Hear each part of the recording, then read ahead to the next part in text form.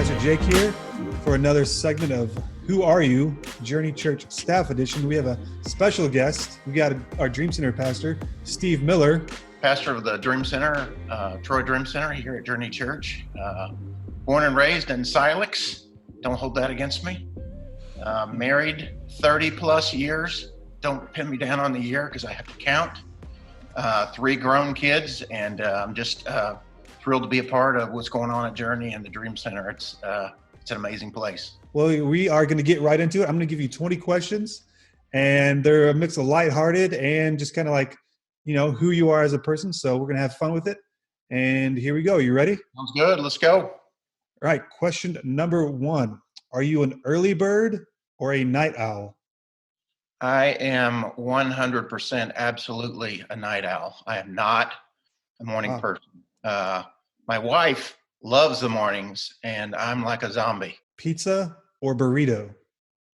Ugh, pizza. I did not eat one bite of Mexican food until I met my wife. I grew up on a family farm, and my dad was a steak and potatoes kind of guy. And we just, burrito, what's that? Next question. What was your first actual job? All of my high school jobs were, on the farm, bucking bales, driving a tractor for people. But my first real job in college, I was actually an arcade attendant. The arcade at Columbia Mall was called Pocket Change. And so I got paid to stand around and watch guys play video games and unclog tokens out of the games and stuff. So that was a pretty sweet gig. The hardest part was not playing. That was one of the number 1 rules. You cannot play the games while you're on duty. So where is the best place you've ever visited? It's a tie for first. I got to say Burundi because that was an amazing experience to be able to go over there and serve. And so that was amazing. But for our 20th anniversary, Sandy and I went to Jamaica, or kind of a second honeymoon. I'm one of those people that when I go on vacation, about 3 or 4 days in, I start getting the itch to come home. That's the one vacation I went on that we were there, I think, 10 days. And even when we left, I wasn't ready to come home. So it was amazing. What is your favorite TV show of all time? I would probably say my favorite series of all time is Lost. A lot of people will argue and they hate the ending, but it's very complex. So Lost is probably number 1. All right, Steve, what is your biggest pet peeve? I really, really dislike it when I'm driving down the road and someone flicks their still burning cigarette out their window.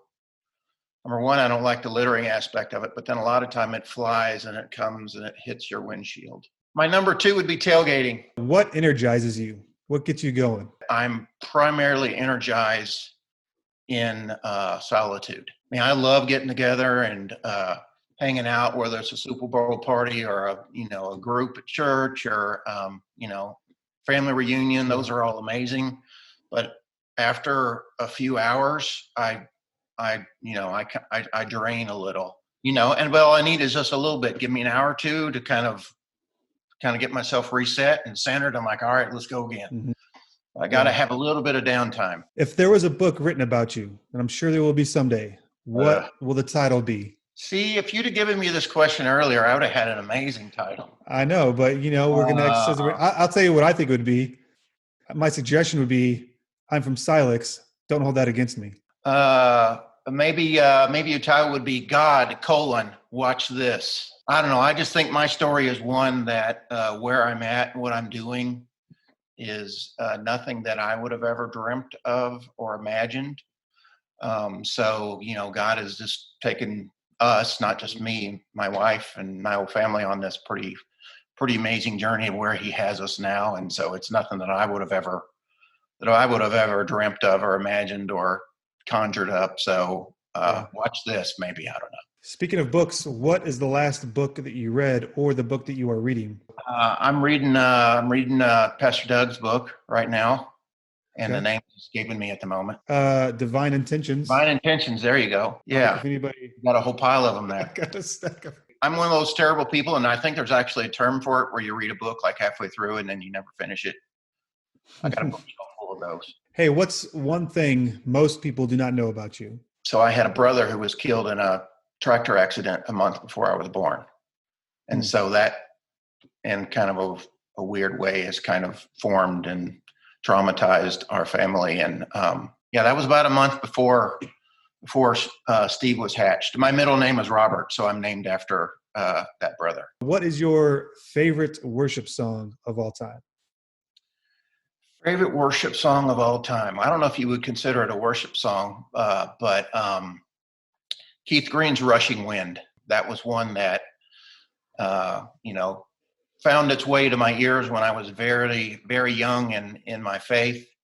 And I just always loved Keith Green just has like an amazing emotion and such a passion behind his music. And so that was one that rocked me pretty early on, and pretty much every time I got goosebumps right now just talking about it. So I love Keith Green. I love Rushing Wind. So that's probably my number one all-time worship song. And right now my favorite's Waymaker. So when and where did you get saved, and who led you? I was born and raised into a Catholic family, St. Alphonsus here in Millwood. And so I had a lot of the knowledge of faith and Christianity, but never the heart, right? Mm-hmm. And so Sandy and I were married right out of high school, moved to Columbia. We were still practicing Catholics at that time, and then we just quit. But God never left us. And so both of us always just kind of felt with what we always say is, God was like, hey, I'm still here. That you don't have to go to that building. Come find me wherever. So we started church shopping, which was a total foreign concept to us because, both of us were raised Catholic. So this is where you go. This is what you do, right? Mm-hmm. So we started going to different churches in Columbia, and we found Woodcrest. Pastor Barry Watts was who led us to the Lord and baptized us. And that was in 1992. What's your go-to Bible verse, Steve? My life verse is James 1:19. One of my thorns, one of my stumbling blocks has always been anger. I grew up angry. I had a terrible temper. And so that verse, it tells me to stop and to pause and to think, and that my anger does not bring about, anything of God or any of his righteousness. So that is my number one go-to verse, James 1:19. What is something that you're learning right now, and why is it important? The thing that we talk about a lot is you do your part and God will do his part. And so this is the thing that I just continue to learn. And I'm kind of walking through some pieces of that right now, is that I can't sit back and wait for God to just move. I've got to do some work, and I've got to do some preparations, and I've got to, obey some things that he's whispering to me. And when I do that, then he's going to come in and do all this amazing work, whether it's through people around me or in my family or in my life or in the Dream Center or even in me. What was the first area in which you served at Journey? First area I served at Journey, I believe the first thing that Sandy and I greeted together. This was way back in the Bonfils days. We weren't there at the very, very beginning. I believe first service was in June, and we came in September. Okay. We were invited by Valerie and Aaron, my sister-in-law and nephew. They had been attending Journey and said, hey, come. And it wasn't very long.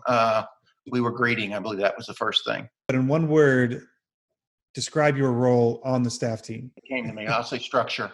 I'm a structure guy. Yeah. And if you'll indulge me, a thing that I've learned a little bit over time is that, especially with the Dream Center, is that structure creates security.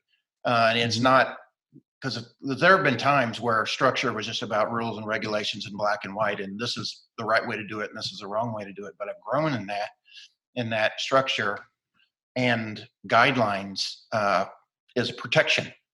And that's really the way we phrase that and do that and teach that in the Dream Center. And at church too, is like these guidelines that God has given us are not to hamper us, but to protect us. So I've grown in that piece, but I'm a big structure guy. So structure and process. Of the staff team, who's the hardest worker? Of everyone of on the staff team, and I'm not saying this to suck up to you because you're interviewing me. You are the one person on the staff team that I will fairly regularly go, how in the world does that guy get everything done? And you're always amazing at deferring deferring praise.